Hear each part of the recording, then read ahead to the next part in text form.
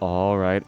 Hello, everyone, and now welcome to a game. This game going to be between Running, playing under the name War3 Mr. Sun, going up against Starbuck. Let's go ahead and turn on the overlay here, get everything going as we're looking at Starbuck spawning as the yellow orc. Should be an interesting matchup here. This taken from a tournament not too long ago. Details are in the description. Just head on over to WarCraft 3 info. That link, you'll see the replay if you want to go ahead and study this as the game is getting underway. All right. Something is bothering me over here. There we go. All right. Now, opening things up, Ultra of Storms, Barracks, a single burrow. Don't see a War Mill yet, so we could be looking at Blade Master Grunts going up against, well, it looks like Archmage and Footman would be the best guess 9 times out of 10. Well, we're going to complete this wall in this position here. Make sure that all of these peasants are nicely protected, as it is going to be an AM going up against, well, is it a... Nope, Farseer. All right, so Farseer, we're going to be getting a lone grunt first, most likely. Don't see a war mill as of yet. Perhaps we're just going to be transitioning into something a little bit different. There's that war mill finally. So we're going to get a lone grunt, perhaps that tech to tier 2, and then build that orc burrow behind it and getting up to those headhunters. So a little bit more of a, I believe, of a tech type of build. If I'd have to take a guess, unless a second orc burrow comes down, and, well, then I'm pretty not sure what Starbuck's trying to pivot into. Archmage should be popping on out here. Starbuck with this Farseer and only one grunt early on is most likely going to try and just move out with that Farseer there, that grunt, and perhaps do a little bit of harassment, but those wolves do tank a good amount of damage, so difficult to say how this is all going to go down here as we see the Sea Giant about to get finished off here. We're going to see the Sea Giant trying to finish off all these units, and oh, a little bit of an interesting play there. Wasn't sure if that was deliberate or not, but was able to cause that one creep to like pivot targets from the left to the right, and animation spinning detail does have a bit of an effect here. All right, Starbuck man to finish off this giant sea turtle. Wow. I gotta say, I'm not used to... Did my kids, like, pump up the volume? Okay, yeah. There we are, there we go. So my kids kind of pumped up the volume on me and kind of, like, just surprising me that, well, there's just so much game sound noise. Let me know if you think the game sound noises are too high, too low, or about right. We are checking the tier 2. You can see that we are getting up a blacksmith as well, so Running actually doing a little bit of a different strategy. There's that, oh, I don't know if that was purpose or accidentally canceled and then rebuilt. And yeah, normally, I thought the scout tower, no, it was just under construction, so yeah, it was still being built there, hence the long delay. One wolf, a couple of footmen coming over to try and fight back this wolf here. Meanwhile, Archmage going to be retreating back. That wolf doesn't want to give experience. Where is that Farseer, though? Farseer can just resummon wolves. That threat is now gone, and the Farseer with a ring of superiority can, well, easily clear out some other creep camps. The Archmage is sitting at level 2, does have dual gloves of haste, so has a fast attack speed now, and, well, you see the Farseer getting to level 2 here. With that grunt, with 2 headhunters, that should be more than enough to keep that Archmage at bay. I believe Running was just trying to find an opportunity to get in a little bit of damage, but it doesn't really find it there. Headhunter's going to be retreating back here as we're looking at a low hit point footman there. Low hit point footman down to 72 hit points, 44. I believe the Farseer just needs one more shot to finish it off. Well, losing line of sight, trying to hug close to the trees, but the footman does end up getting taken down. Meanwhile, Archmage trying to retreat back here. Wolves are, well, trying to dive onto that Archmage. Archmage may get a little bit of experience there. A quick little tap. Once more, the Farseer are going to go ahead and try and clear out of this Snarecaster creep camp. And with those headhunters and those spirit wolves tanking, should be able to do so easily. We are now moving into, well, the tier 2 portion of this game.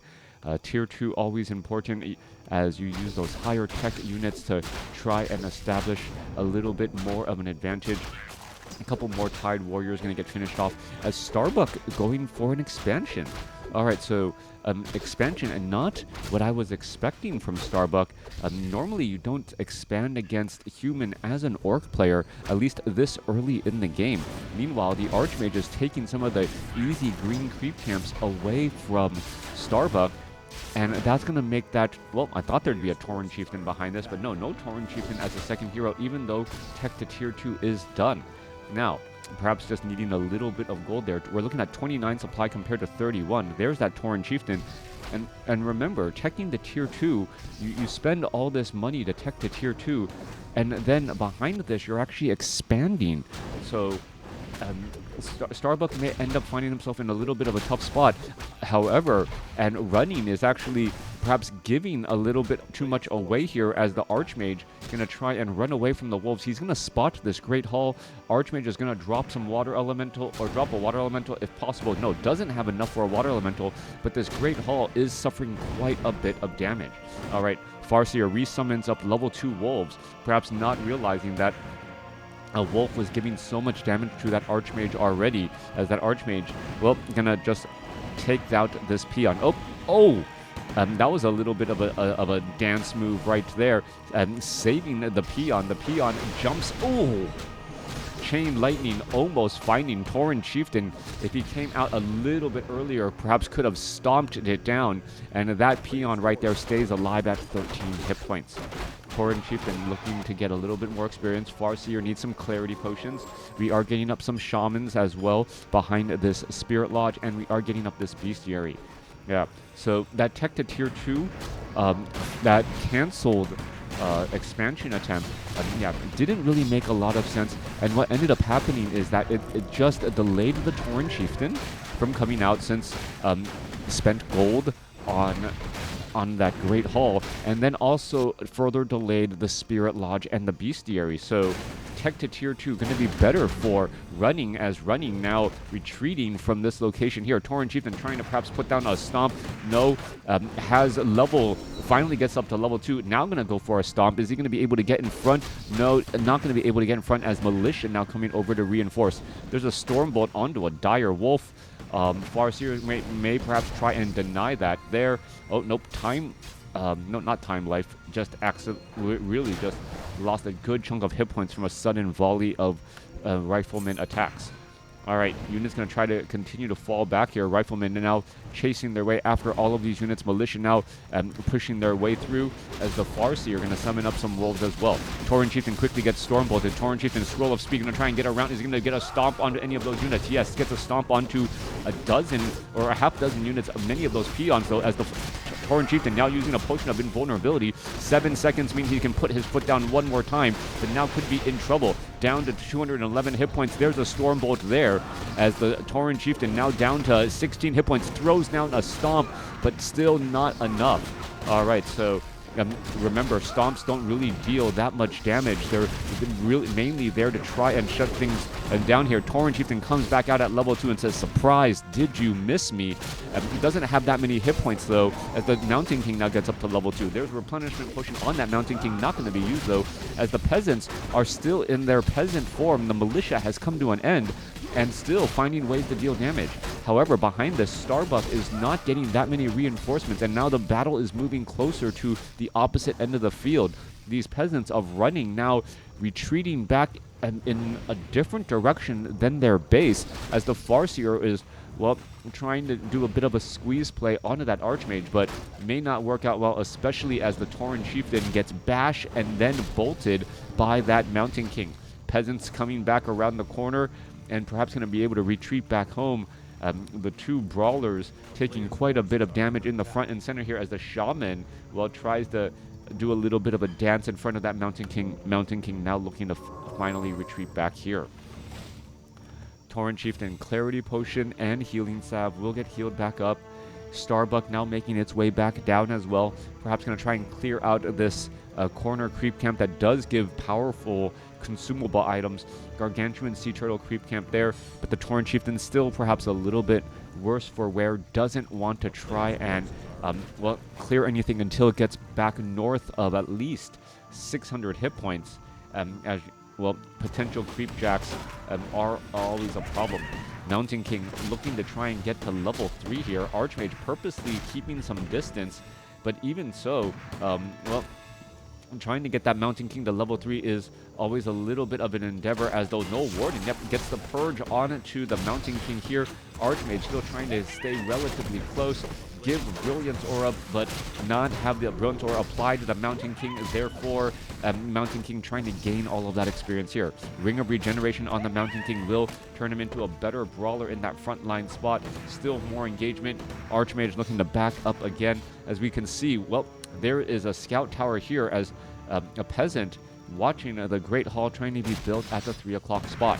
Mountain King does get to level 3. We are going to be looking at level 2 Stormbolt most likely, as the Tauren Chieftain is also at level 3 as well. We don't see Spellbreakers though. This could potentially be a problem. Oh, Tauren Chieftain gets Stormbolted and now getting absolutely, well, in trouble.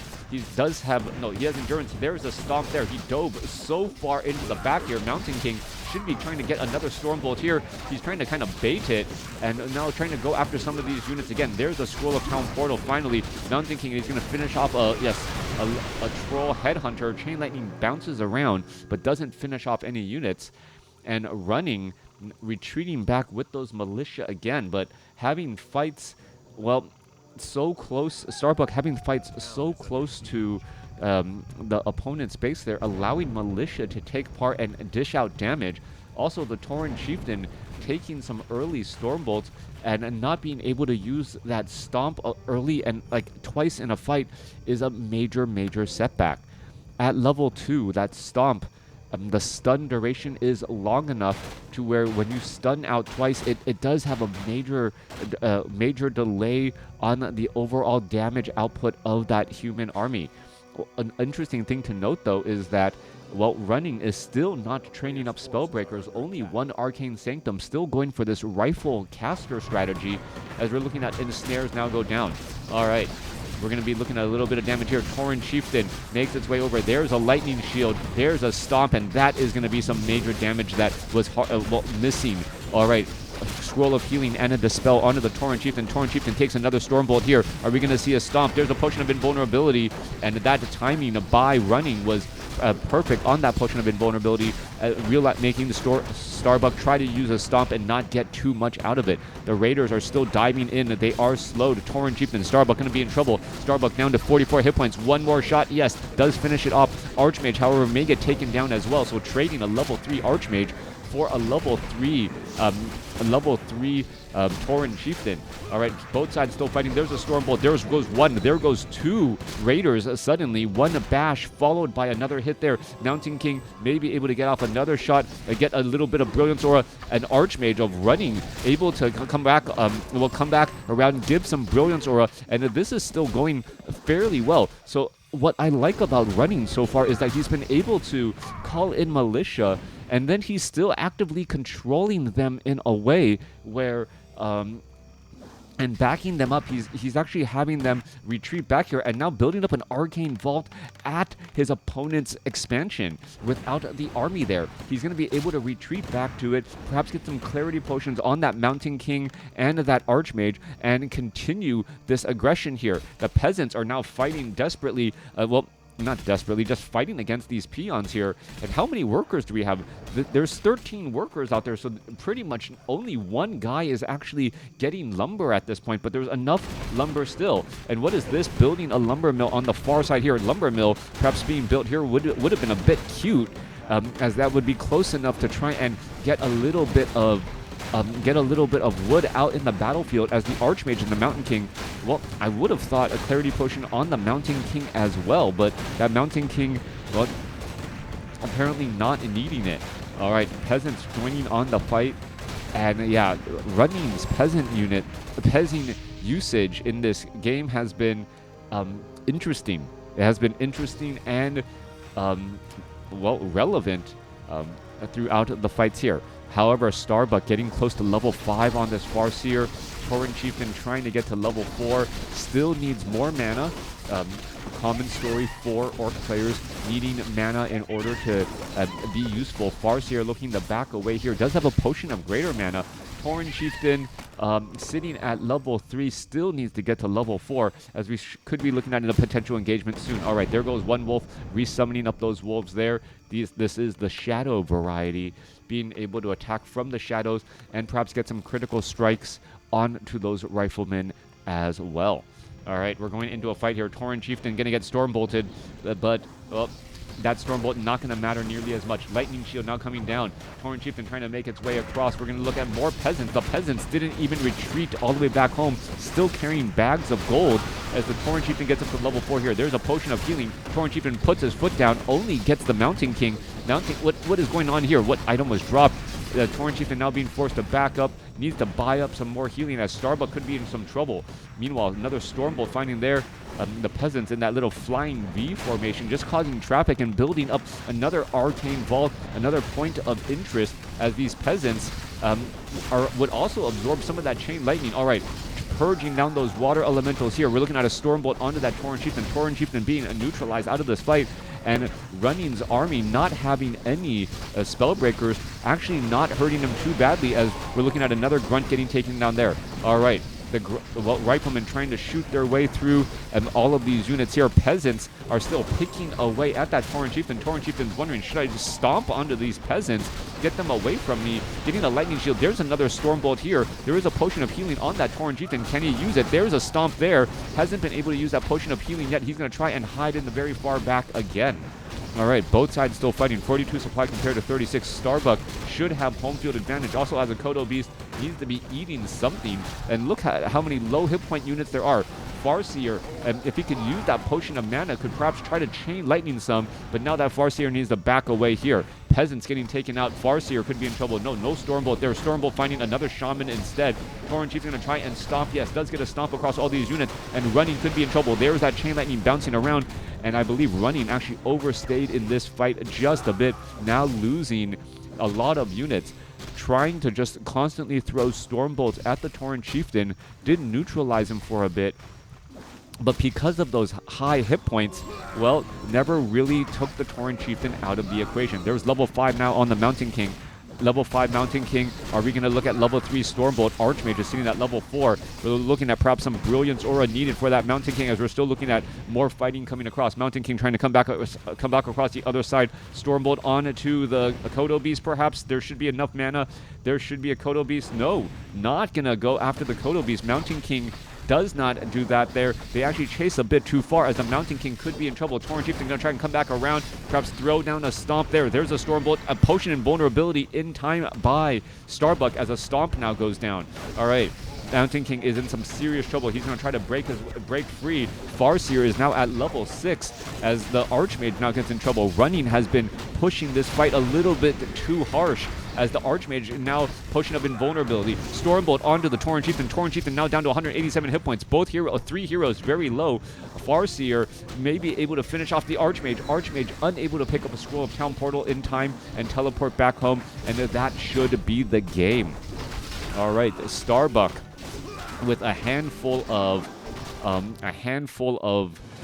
well, with some questionable plays early on, allowed, or not even plays, the decision making to go for that expansion there, even though he was teching, that delayed his Tauren Chieftain, that delayed that the Spirit Lodge and the Bestiary. But in the end, and some really strong plays by Running and having that home field advantage, and almost pushed Starbuck into a situation where he couldn't bounce back from.